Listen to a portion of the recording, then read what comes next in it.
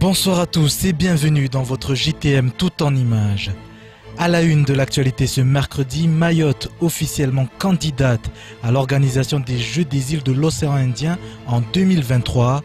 Le comité régional olympique et sportif de Mayotte a déposé le 31 décembre dernier, date limite de dépôt, la candidature de l'île au lagon.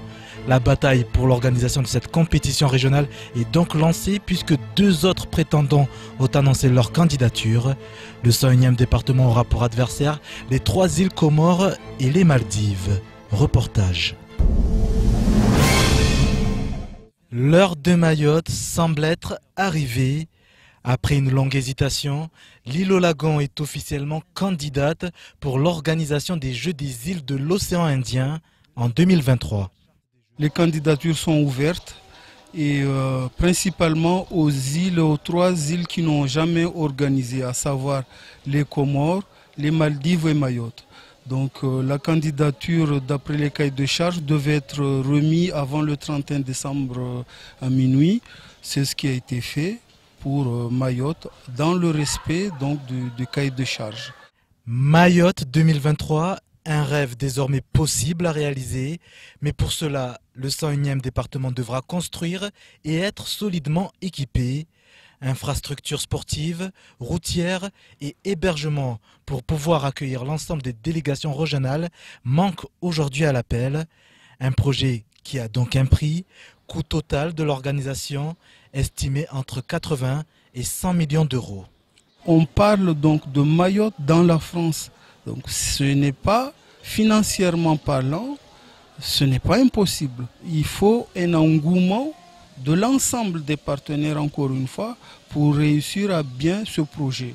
Et que nous, encore une fois, c'est un élément déclencheur. Toutes les études sur les infrastructures à Mayotte révèlent qu'il y a une très grande carence par comparaison aux autres départements, régions d'outre-mer, et que la seule façon donc de dépasser ce stade, c'est d'avoir un plan Marshall, comme ça a été fait partout ailleurs à travers l'organisation des Jeux. Et pour y croire, le président du CROSS appelle également à une forte mobilisation du territoire. Si ensemble et de façon cohérente demande effectivement à ce que ces Jeux se réalisent à Mayotte, il n'y a pas de raison. Nous l'avons vu avec Paris 2024.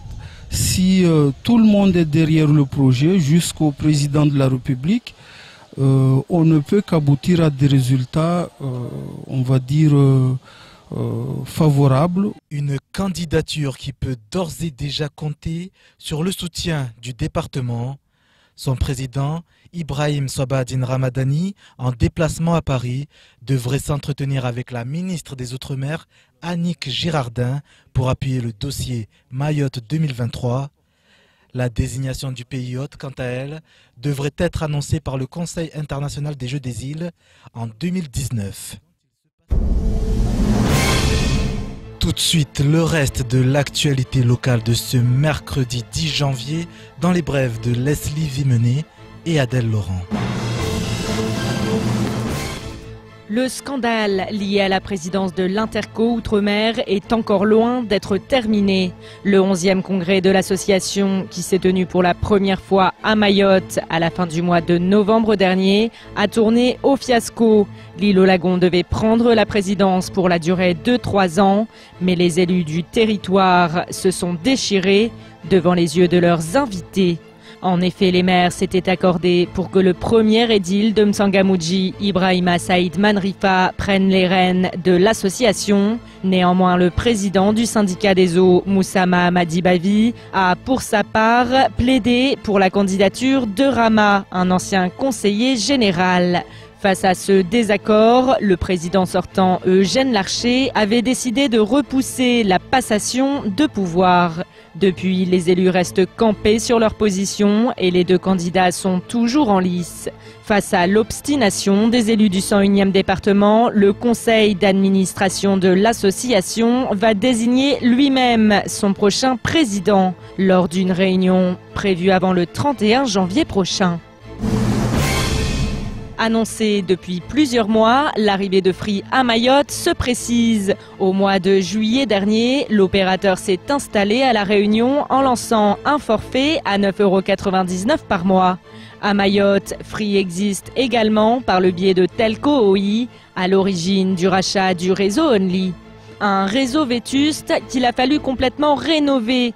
En effet, depuis le mois de juillet dernier, un important travail a été mené et les premières antennes 4G de Free ont été activées sur le département. Elles sont au nombre de 40, impliquant que le lancement de Free à Mayotte pourrait intervenir dans les prochaines semaines. À noter qu'une nouvelle offre de téléphonie mobile vient également de voir le jour à Mayotte.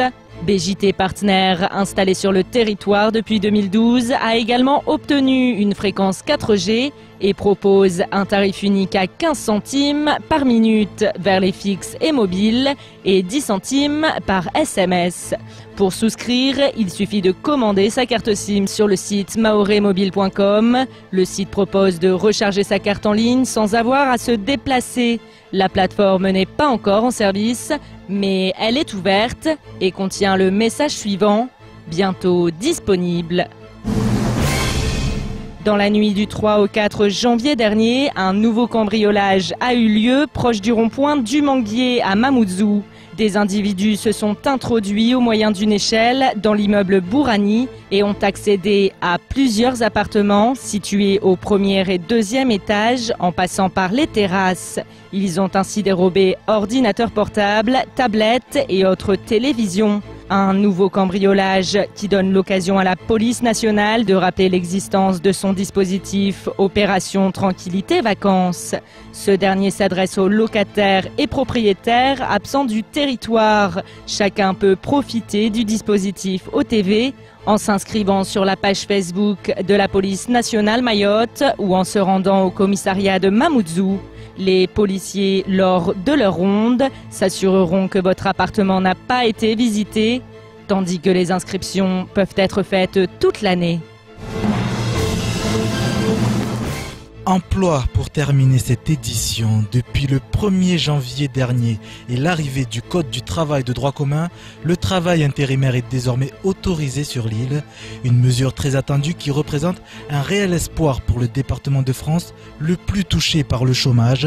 Alors, quelles seront les opportunités offertes par ce nouveau dispositif?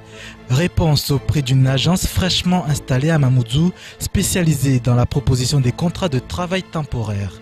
Reportage d'Adèle Laurent. Donc ici nous avons tous les intérimaires placés chez nos clients, donc ils sont en contrat. Et en dessous on a donc toutes les candidatures à trier, sachant qu'on a encore presque la moitié à traiter. Et ici nous avons tous les dossiers des contrats clients.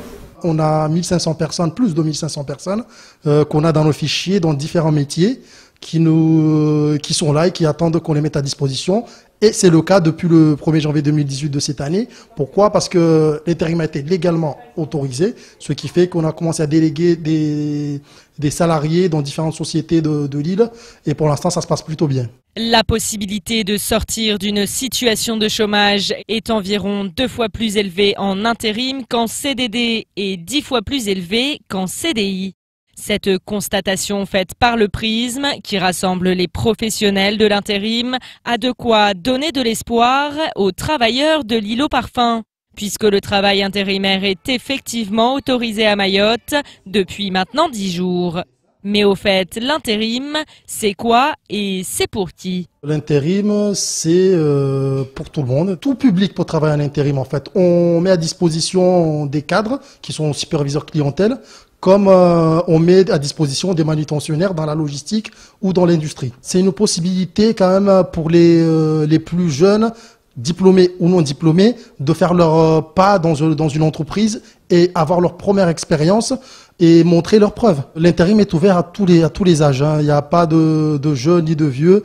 Tous ceux qui ont la possibilité et la volonté de vouloir travailler et de s'insérer durablement dans l'économie mahoraise. Parce que en effectuant plusieurs missions d'intérim, on a la possibilité d'obtenir un CDI chez un patron, en fait, chez une entreprise qui ne voulait pas forcément recruter avant de connaître quelles sont les compétences et les capacités d'un salarié. L'intérim comme levier vers le marché de l'emploi a rappelé qu'avec l'application du Code du travail de droit commun, le salaire minimum interprofessionnel de croissance a augmenté de 1,3% au 1er janvier, portant à 7,46 € le SMIC brut.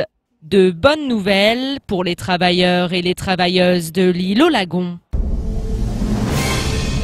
C'est la fin de ce journal. Merci de nous avoir suivis. Retrouvez toute l'actualité mahoraise sur l'infoquezy.fr. Belle soirée à tous.